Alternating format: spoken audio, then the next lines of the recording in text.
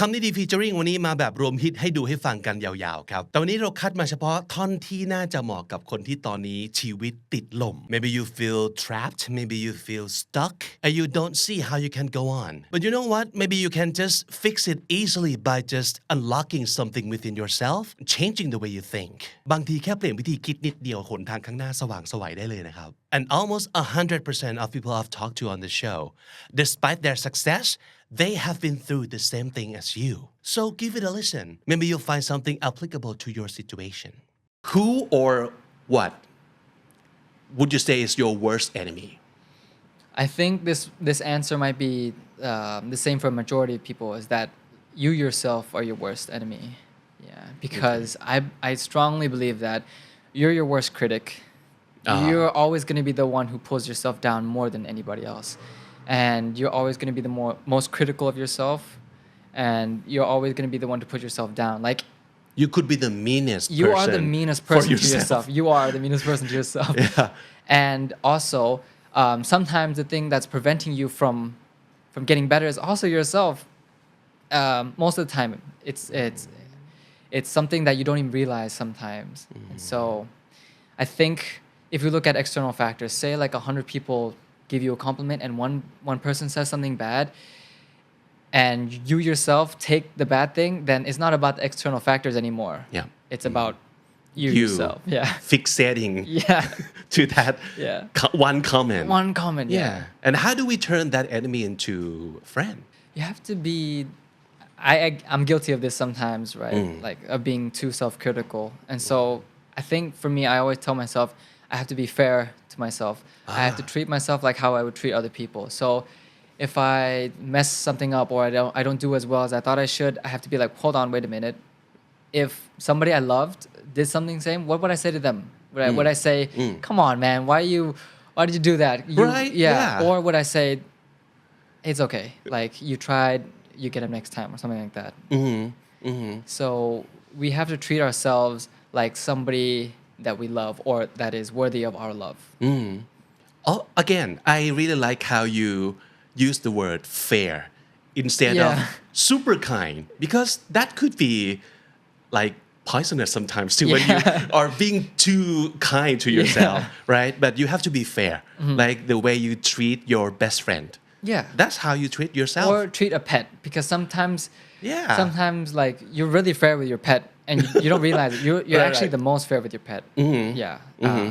If they do something bad, you have to scold them. If they're doing something good, you praise them. So treat yourself like you would treat your pet. You're like, you gotta take care of them. You know what I heard? I heard someone saying things about, and I really like this idea. Just talk to yourself like you are talking to your pet, like in เสียงสอง Yeah, the second voice. Right? Yeah. You just be kind to yourself like you are with your like puppies or kittens. Yeah. Very good. That's good advice as well. So is that how you talk to yourself too? Like, I mean, I guess in a way, I guess subconsciously, because I go like, come on, man, like, you know, like maybe that's how I would talk to my cat in a sense. But maybe the words aren't there, but the energy is there. Oh, energy, Oh, I really like that. Yeah. Okay. Just talk to yourself in เสียงสองนะครับทุกคน It's a good idea. Just it's a matter of like practice. Maybe you don't get it on your first try because you are so used to being so hard on yourself. I like that you mentioned that as well because our first instinct is to always like, you know, to loop back to our old habits. And we cannot blame ourselves for that because we do want to get better and we want to well a lot of times we kind of have the idea that only you can help yourself which is not wrong but it doesn't have to be like in the like toxic manner. I think a lot of us sometimes have a really really bad relationship with ourselves and it's true for me as well like there's things that you need to work on and I think it's important to have conversations with yourself and so like when you do have it in เสียงสอง it's good. But for a lot of you guys out there if you are watching the show right now and you kind of oh that's me I had a really bad relationship with myself just don't be hard on yourself either for that Yes. Because it would take some getting used to, it would take some practice, Yeah. and you have to give yourself time, right? What's also interesting is that like imagine if you yourself could pull like yourself out like and have an actual physical conversation with yourself. If you were somebody else and they were talking to you that way, would you even want to listen to them? Yeah, I know, right? It's like I don't want to listen to you. All you're doing is criticizing me. You're being so negative. And so like maybe it will be more helpful to yourself to listen to actually like something constructive, and then you actually want to listen to yourself more. Yeah. The pressure to perform well, like the quality of your work, and have I hit the mark that I set for myself? Am I good enough? Even from my own perspective, are you critical of yourself? Very. I'm very critical of myself. I used to like judge my work like down to the millisecond, because I was so obsessed with like just watching the same thing over and over again, and like if my facial expression was off, I would practice like how I would make a different facial expression, because I didn't like how that angle turned out. Yeah. Like I didn't want people to take a picture of me in that angle, so I would have to change my face so they Right. could get a good picture of me. Yeah. It was like a very weird process of trying to find myself. But Right.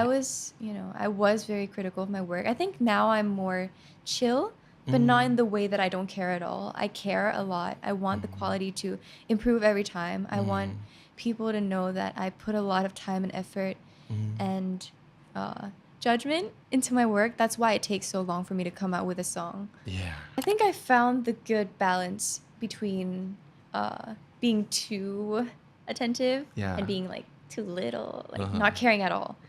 So I'm in between where I'm myself and I look at the quality, like only the quality, to see if I've improved from my last song.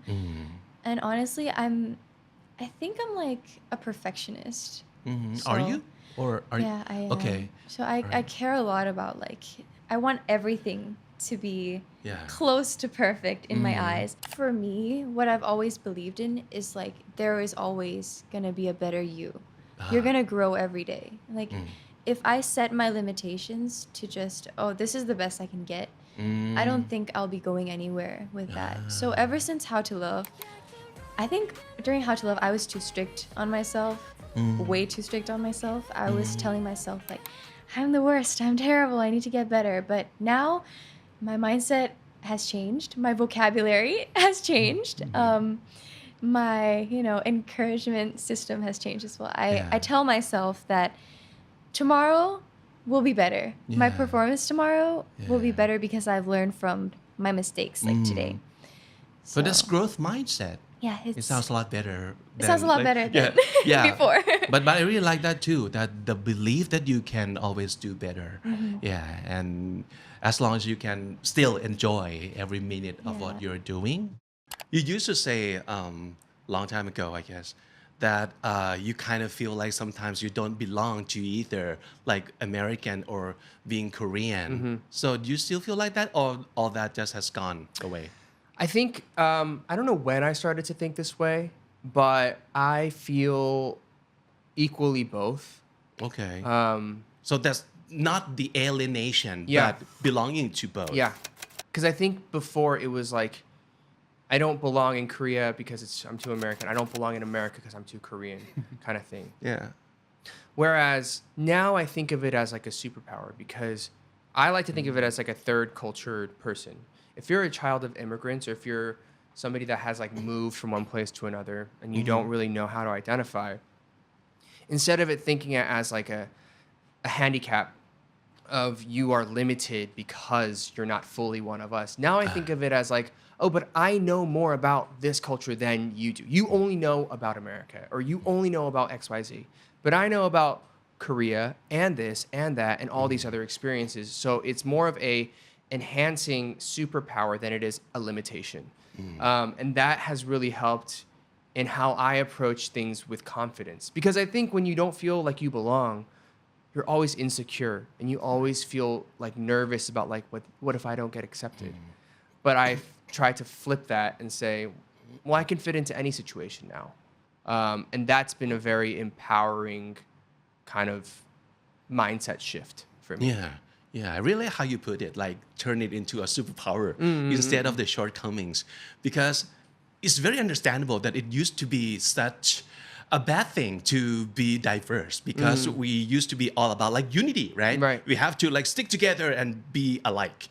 But now the world is not that way anymore. Yeah, diversity is huge. It's diversity is huge. It's also important because I think when you come from different backgrounds and experiences, you're able to make better things. Like we don't know each other very well, but I'm sure 100,000% if we sat down and said let's work on a project, you're going to bring so many things that are so different from my perspective that I'm going to be like, wow, that's incredible. Let's work that way. Like same way, I'll bring things that you may not know either. And so there's unity in working together if we're open-minded about it. And I think it's taken a long time for people to get to that level. But the world is so globalized now. The internet has connected everybody.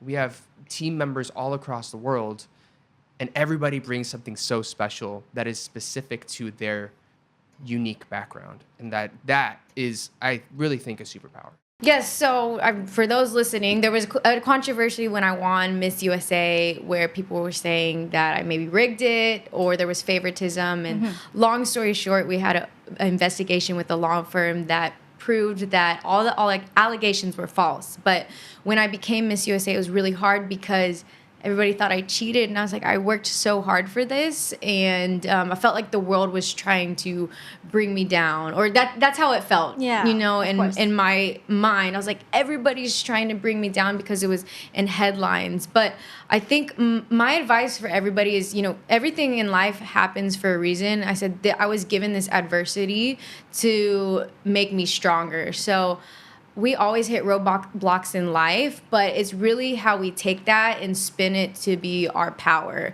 So I felt like that actually was an advantage for me at Miss Universe because I was able to bounce it right back and become even stronger and tell myself, you know what, this isn't going to bring me down. You know, you can't affect what happens to you in life, but you can affect how you react. So it can either bring you down or make you shoot even higher. So I feel like I've become such a stronger woman because of that, because I know that I'm not going to let other people's opinions or their negativity stop me from what I want to be, which was Miss Universe. You know, it's all distractions in life. But if you focus on your goal, just cancel out those distractions and, you know, stick to your team that believes in you since day one, and they'll get you through anything. So they can't help but comparing themselves to a lot of people they see on screen and on social media, That's right? the unhealthy part.